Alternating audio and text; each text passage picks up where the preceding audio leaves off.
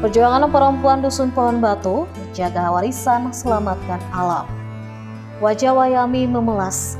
Ibu rumah tangga setengah abad itu tidak tahu harus bagaimana lagi setelah lahan perkebunannya diserobot. Masih membekas dalam ingatannya bersama para perempuan memperjuangkan hak yang dirampas. Mereka bahkan berdiri paling depan di antara warga Dusun Pohon Batu, Kabupaten Seram bagian barat, saat mempertahankan lahan kebun yang digusur PT Spice Island Maluku. Sekitar pukul 10 waktu Indonesia Timur, Selasa 9 Mei 2023, terik matahari belum menyengat kulit. Wayami bersama sang suami Lapauna masih menjalani rutinitas rumah tangga. Tiba-tiba terdengar kabar alat berat telah masuk menggerus kebunnya. Wayami menuju ke lokasi, matanya terbelalak akan eksavator yang beroperasi membuka lahan. Dalam pengelolaan aparat keamanan, mesin berat itu menerobos setiap inci lahan milik warga. Teriak saja tak cukup, dia geram melihat warisan orang tua yang selama ini dikelola hancur oleh keserakahan para pemilik modal. Melangkah maju tanpa gentar menghadang alat berat itu, Wayami berdiri tepat di bawah baket eksavator. Tampak operator eksavator lalu memutar baket tepat di atas kepala Wayami. Perlawanan itu taruhan nyawa baginya. Di lahan itu, Wayami menanam tanaman umur pendek seperti pisang, sayur, dan singkong. Dia berkebun demi menjaga tungku dapur tetap menyala. Berimap satu, biasanya berimap sapi tidak pilih petugas berimap belum kasih pengawas apa itu X satu yang kerja. Dia bilang, Pak, apa sih bisa larang itu, Pak? Pokoknya saya mau. Nah, lebih supir, beta kan beta larang, apa itu lepas, berhenti, jangan kamu kerja di situ. Ini beta penglahan, kau pun tanah itu sulama. Dia pun surat-surat juga ada. Beta kan semua hadan itu supaya dia mau istirahat. Dia putarkan X di kepala tuh putar. Beta bilang, ya putar. Saya bilang, iya hantam, saya apa? Paling beta mati. Kurang lebih 5 jam, tak selangkah pun ibu 3 anak itu mundur, beradu mulut lawan para pekerja perusahaan dan aparat yang menenteng senapan organik. Perlawanan itu bukan saja menjaga keberlangsungan hidup rumah tangga, tetapi demi mempertahankan warisan untuk anak cucu kelak, termasuk menjaga kelestarian alam di tanah kelahirannya. Saya pernah beta takut, hanya beta bilang, ya Allah, kalau seandainya ini memang beta pun hak, maksudnya beta pun tanah, betul-betul biar beta mati mungkin saya apa tuh, karena itu beta punya. Kalau beta bijuan demi beta pun kebenaran untuk beta pun, kalau bukan beta ambil orang pun beta saya takut. Kalau memang beta mati saya apa? Demi beta pun keluar. Perjuangan yang sama juga ditempuh Wa'ani. Berdiri paling depan, lantang suara sudah jadi ciri khasnya. Seperti dalam beberapa kali unjuk rasa di jalan raya hingga di kantor DPD Kabupaten Serang bagian barat. Baginya keadilan harus lantang disuarakan. Tanpa takut, wajah terpampang dalam pemberitaan media pun tak pedulinya. Selain lahan digusur, sejumlah ternak sapinya hilang entah kemana. Mungkin saja lari ketakutan dengar ongan suara mesin eksavator. Padahal hewan ternak itu menjadi harapannya untuk membantu biaya pendidikan anak. Jangan kan di HP, di televisi juga muka ini tuh ada. Kat beta bikin begitu supaya makanya ketemu apa tanah bisa kembali itu per orang, sapi bisa hilang itu. Waktu dong pun gusur itu kan sapi ada di dalam, nah, sapi di dalam. Lalu pas dong pun gusur kan alat ini kan babunyi besar toh. Kalau sapi itu kalau dia dengar manusia pun suara saja dia kaget, apalagi mau alat besar. Pas waktu dong pun masuk kadang kan katong tutup semua dengan kawat, lalu pas nampu masuk sapi balumpa itu katong sudah dengar kabar kata naik dulu ada gusuran, ada alat kerja di kampung dalam kandang sapi itu. Katong pun harapan pada beta pun anak di sekolah. Tak kurang dari 2 bulan, Waani terus menyusuri hutan mencari sapinya yang hilang, namun urung ditemukan. Juga tak ada pihak manapun yang bertanggung jawab. Dari puluhan ternaknya, kini tersisa 3 ekor saja. Alhasil, putrinya yang mengenyam pendidikan prodi kebidanan Histikes Maluku Husada terpaksa putus kuliah. Selain itu, si bungsu laki-laki masih di bangku SMP. Rencananya, 3 ekor sapi yang tersisa dipelihara untuk masa depan anak-anaknya.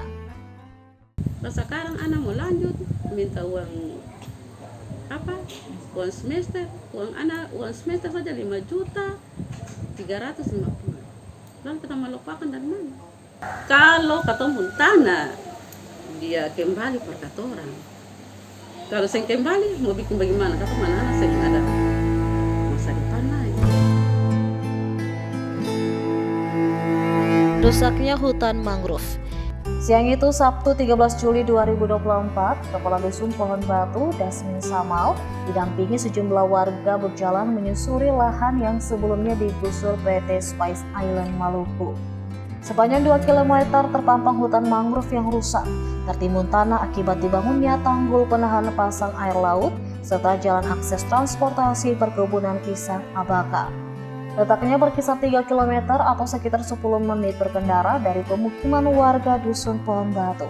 Dasmin menunjuk parit buatan perusahaan selebar 4 meter. Harusnya mengarah langsung ke laut, tak heran jika terjadi banjir maka lumpur ikut hanyut terbawa langsung ke laut. Alhasil pesisir mengeruh, mengakibatkan rumput laut gagal panen. Nelayan juga kesulitan menangkap ikan. Kerusakan mangrove berpengaruh pada ekosistem di sekitarnya, tidak hanya gagal panen rumput laut. Sejak perusahaan beroperasi, nelayan juga merasakan hasil perikanannya berkurang drastis, baik itu perikanan tangkapan maupun budidaya bagan dan keramba. Bagan ikan dulunya beromset hingga puluhan juta, ini tampak usang tak terawat. Nelayan hanya pasrah dan bingung harus bagaimana.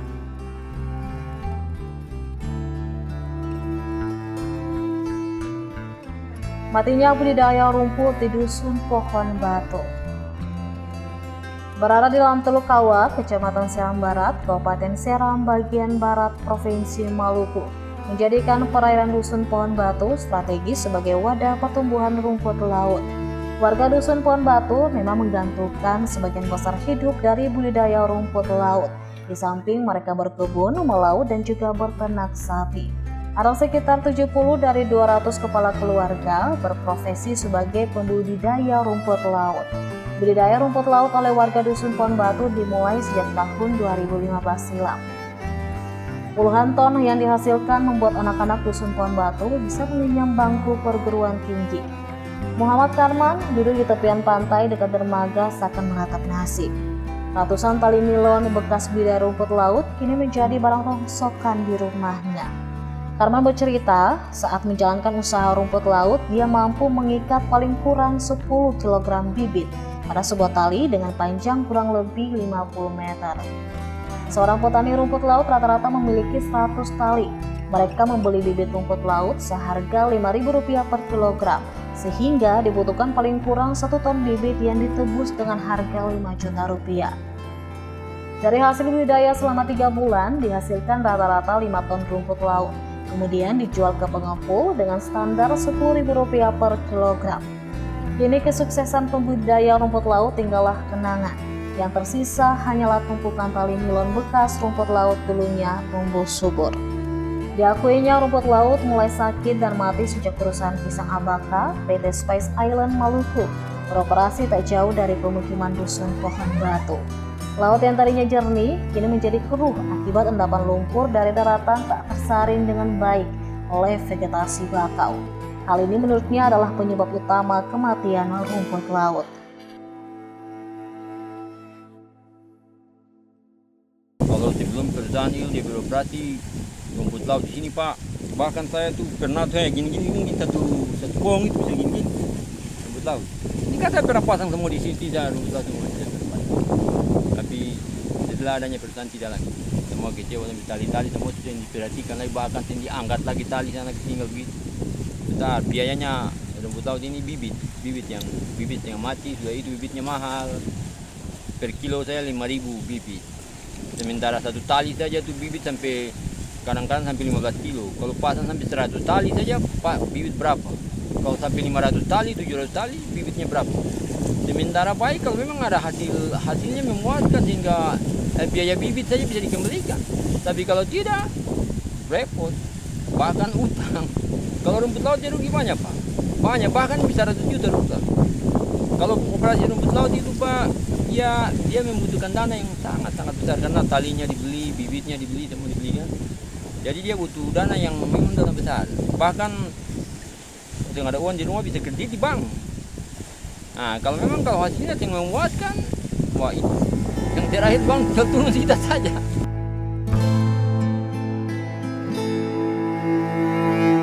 Pandangan akademisi terkait kerusakan mangrove serta dampaknya. Peneliti mangrove dari Ilmu Kelautan Universitas Patimura, Dr. Rahman menjelaskan bahwa mangrove secara ekologi memiliki banyak fungsi, salah satunya sebagai habitat perkembangbiakan ikan. Jika alih fungsi lahan mangrove terjadi, maka habitat ikan pun hilang, sehingga berdampak pada berkurangnya bibit ikan untuk budidaya. Selain itu, mangrove berperan untuk menyaring sedimen tanah dari daratan. Jika kerapatan mangrove berkurang, maka dipastikan material lumpur yang terbawa banjir akan langsung hanyut ke laut. Akibatnya, air laut menjadi keruh. Keruhnya air laut berdampak langsung pada minimnya cahaya matahari yang dibutuhkan rumput laut guna proses fotosintesis. Kerusakan hutan mangrove berdampak juga pada perubahan iklim. Sama seperti tanaman pada umumnya, mangrove mampu menyerap karbon dioksida dan melepaskan oksigen. Berdasarkan hasil penelitian Rahman dan rekan-rekannya, jika dikonversi per 1 hektar lahan mangrove yang rusak, mengurangi potensi penyerapan karbon yang nilainya bisa 1.380 ton CO2. Selain itu, merusak 1 hektar lahan mangrove sama halnya dengan menyumbang 2.600 ton CO2. Angka itu merupakan akumulasi dari beberapa tahun kalau dirata-ratakan berdasarkan potensi simpanan dengan usia tegakan. Maka berkisar 48 hingga 56 ton CO2 per hektar per tahun.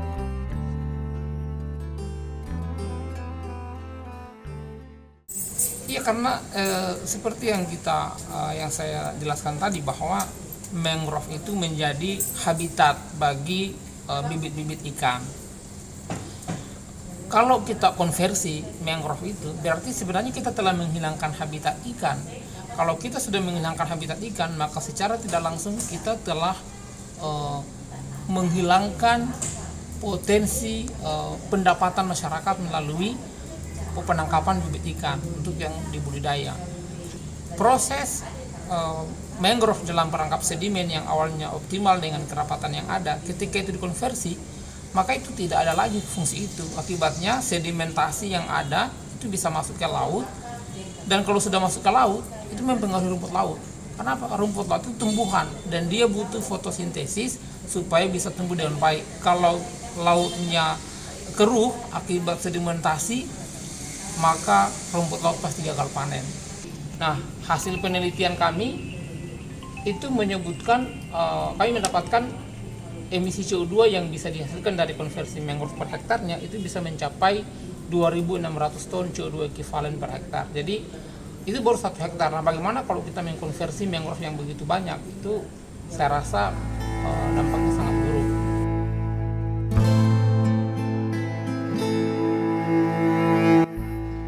Awal mula konflik Dusun Pohon Batu dengan PT Spice Island Maluku. Kepala Dusun Pohon Batu, Dasmin Samal, mengungkapkan perusahaan perkebunan pisang Abaka itu mulai masuk dengan menjalin kontrak dengan SOA dari Desa Kawa pada tahun 2021. Kala itu diadakan pertemuan antara pihak perusahaan dengan kepala dusun, tokoh agama, juga tokoh masyarakat. Dalam pertemuan itu, perusahaan menyatakan akan memulai penanaman di lahan kosong. Setelah itu, penanaman dilanjutkan pada tahap kedua atau plasma, di mana perusahaan akan menanam pisang di kebun masyarakat dengan izin atau persetujuan pemilik kebun. Hal tersebut direspon positif oleh masyarakat. Namun fakta yang terjadi bertolak belakang dari apa yang didengarnya dalam pertemuan waktu itu. Tak hanya menyerobot kebun warga setempat, perusahaan juga menebang pohon pala dan pohon jati. Memang beberapa pohon dibiarkan tumbuh sebagai tanaman pelindung, namun itu tanpa persetujuan. Konflik pun terjadi, warga berulang kali menghadang aktivitas perusahaan. Mereka berdemo dan sempat menutup akses jalan raya Transeram. Pasca konflik itu, maka dilakukanlah pertemuan dengan perusahaan dengan masyarakat Dusun Kebon Batu. Tak ada titik terang di balik mediasi itu. Warga pun rapat menyatukan persepsi. Mereka setuju perlawanan tetap dilanjutkan atas nama perjuangan bersama. Keputusannya tidak melakukan pergolakan anarkis. Proses hukum dipilih guna memperjuangkan hak 7 orang pemilik lahan yang saat itu sudah digusur dengan gugatan perdata di pengadilan KONI Koplo. Ketujuh penggugat itu pun menang, tapi perusahaan tak menyerah begitu saja. Banding diajukan ke Pengadilan Tinggi Ambon dan diterima. Kini kasus tersebut berlanjut ke kasasi. Perusahaan mencoba membangun mediasi, tapi warga Kebon Batu tidak mau. Mereka bersikeras perusahaan tidak boleh masuk di lahan dan kebun mereka. Ternyata setelah perusahaan berjalan, ternyata dong masuk itu langsung masuk yang bukan tahapan lahan kosong, tetapi langsung masuk kepada proses tahapan plasma. Itu yang menjadi ricu. Pada waktu itu masyarakat bersikeras, semau tuh, mau. Nah, terus kemudian setelah dong masuk paksakan kerja saja, perusahaan masuk saja, masyarakat terus baku cegah, lalu katong kembali berpikir begini, katong rapat, katong simbole anarkis, katong tempuh jalur hukum, katong memilih proses hukum karena alternatif yang terbaik supaya katong uji hak kepemilikan surat itu sampai kemana kekuatannya. Karena katong ini sudah punya pemilikan surat, toh kenapa katorang artinya diabaikan begitu? Diabaikan. Lalu proses tahapan hukum itu berjalan ya sudah katong menang pada waktu itu dari tergugat untuk diajukan. Nah sudah dia gugat terus ke Ambon, gitu. Nah di Ambon itu katong juga kalah. Perjuangan bersama.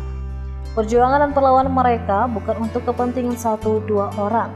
Sebabnya seluruh warga gotong royong bahu-membahu saling menanggung beban. Proses hukum membutuhkan biaya yang tidak sedikit. Warga harus membayar pengacara. Kondisi itu makin parah lantaran mereka kehilangan sebagian besar mata pencaharian akibat kerusakan alam yang terjadi. Selama proses hukum berjalan, warga tidak punya cukup uang.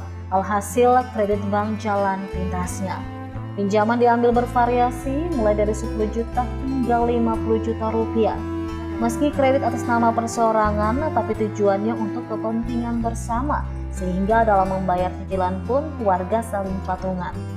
Harapannya ketika menang di pengadilan, maka ada ganti rugi dari perusahaan, dan itu bisa digunakan untuk menutup utang bank.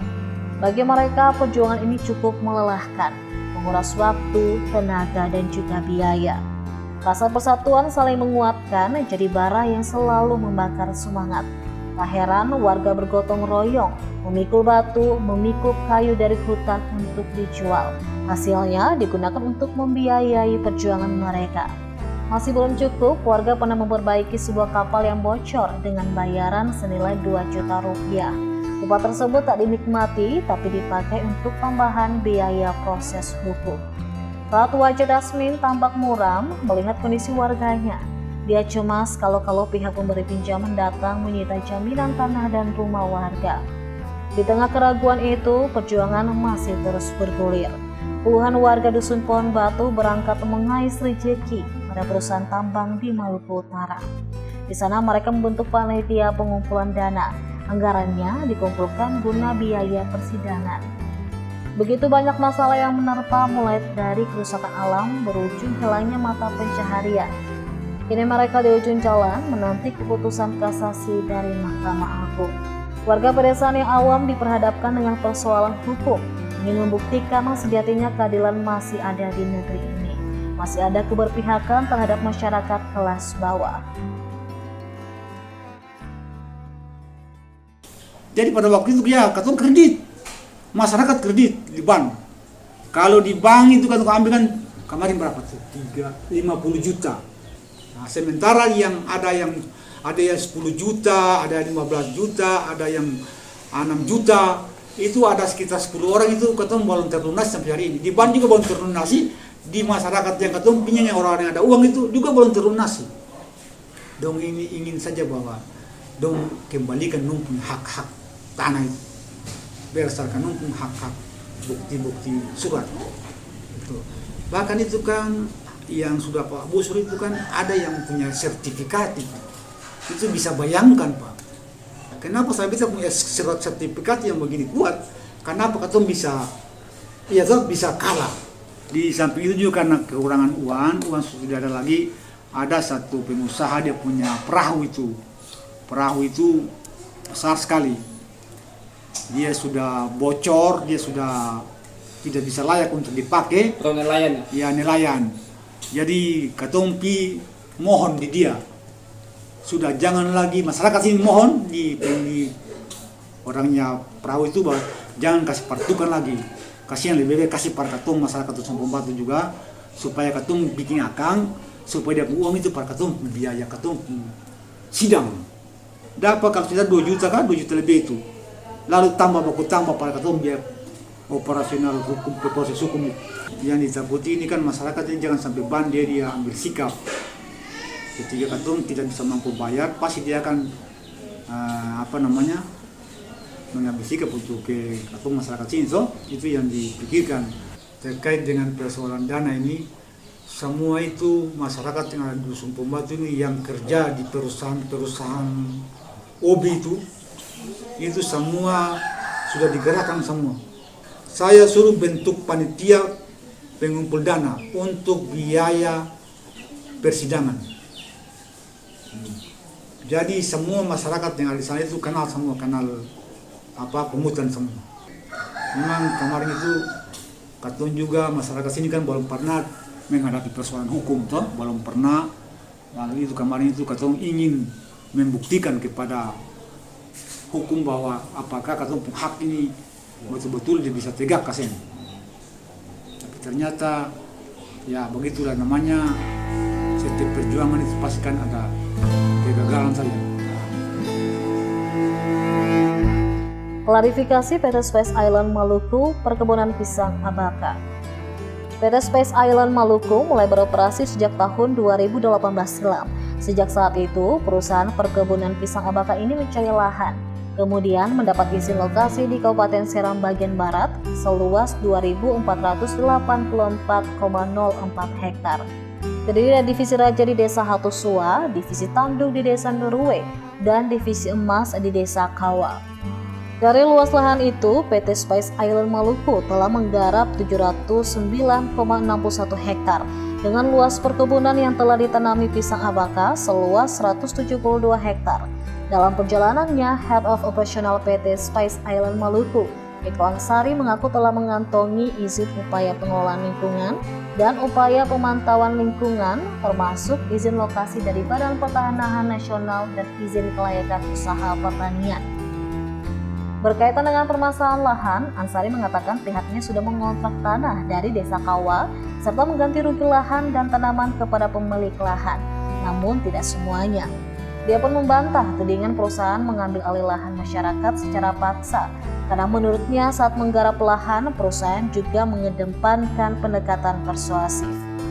Dirinya juga menampik keluhan masyarakat Dusun Pembatu soal hilangnya ternak sapi, serta kerusakan mangrove yang berujung gagal panen rumput laut dan berkurangnya hasil perikanan. Sebaliknya, dikatakan bahwa sapi masuk ke areal perkebunan memakan daun pisang. Dia tegas membantah ketika ditanya soal kerusakan mangrove saat perusahaan menggusur lahan dan membangun tanggul penahan air laut.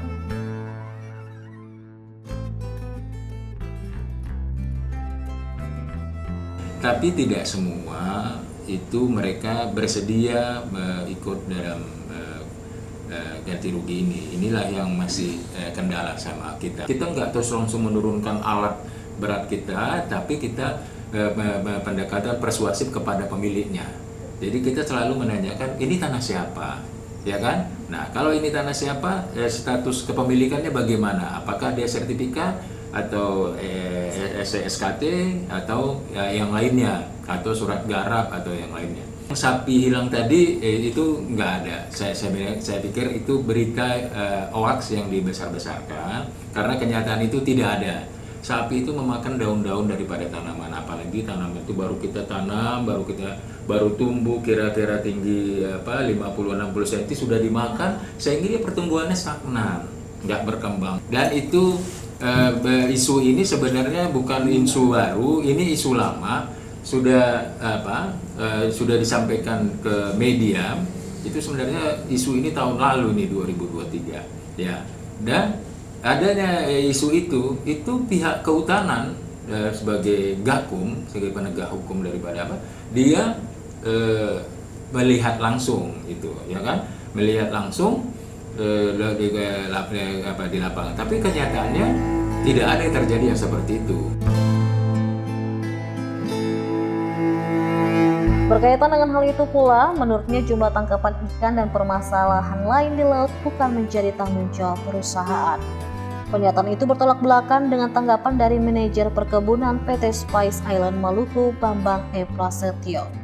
Saat diwawancarai, Bambang mengaku dirinya dimintai oleh Dinas Kehutanan untuk mereboisasi mangrove yang digusur. Jadi tahun 2023 tuh kejadian seperti itu. Ditengok, gak ada sandangan orang dinas kehutanan apa kan, tengok, oh ini mangrove kan nggak ada, oke nggak ada. Udah ditengok sama mereka, Pak, nanti batas ini Bapak tanam apa? Kami tetap memakai tanaman untuk pelindung, kami bilang. Jadi kita tanami tanaman yang untuk pelindung, seperti kita gamal, dia itu kita pakaikan, itu kita tanamkan. Kemudian ada tanaman yang ini Pak, yang kayak model mangrove, kita tanamkan juga. Itu orang kehutanan sendiri langsung yang juga di situ dan cek. Tanggapan pemerintah Kabupaten Seram Bagian Barat. Penjabat Bupati Seram Bagian Barat, Ahmad Jais Eli, tak banyak berkomentar soal kerusakan mangrove dan dampaknya terhadap kerusakan ekosistem pesisir laut Dusun Pohon Batu. Menurutnya hal itu perlu dibuktikan secara ilmiah melalui kajian-kajian independen dari lembaga peneliti, universitas maupun akademisi. Yang menilai masalah utama adalah PT Spice Island Maluku menggusur lahan tanpa mempedulikan hak-hak masyarakat Dusun Pohon Batu. Akibat masalah lahan yang tak kunjung tuntas, PT Spice Island Maluku pun sejak awal Juli 2024 menghentikan seluruh aktivitas operasional. Alhasil ratusan tenaga kerja pun dirumahkan. Sebab itu penjabat Bupati Seram Bagian Barat, Ahmad Jais Eli, tengah bernegosiasi dengan pihak-pihak terkait serta mencabut surat keputusan penjabat bupati sebelumnya dengan mengaktifkan kembali PT Spice Island Maluku.